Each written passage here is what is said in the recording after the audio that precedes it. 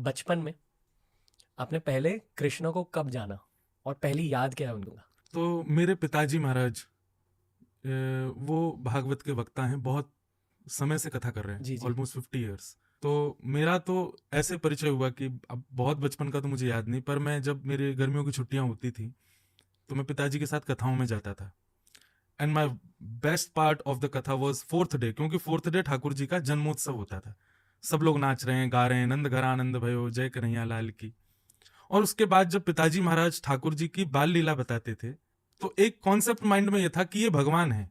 पर जब उनके उस लेवल को हम लोग देखते थे कि जहां वो उनके सखा मधुमंगल श्रीदामा के साथ वो लीला कर रहे हैं, अपने पिताजी के साथ आनंद कर रहे हैं, कहीं माखन चोरी कर रहे हैं, यशोदा मैया के साथ में उदम मचा रहे हैं, तो वो पार्ट जो था वो मेरा बहुत फेवरेट होता था और उससे मैं इमेजिनेशन बनाता था। और फिर जब हम वृंदावन जाके राधा रमन जी, राधा वल्लभ जी, बिहारी जी जब उनका दर्शन करते थे तो थॉट आता था पिताजी के साथ ये वही हैं जिनके बारे में आप बताते हो कथा में, कि वो ऐसे चलते हैं, ऐसे खाते हैं, ऐसा कर देते हैं।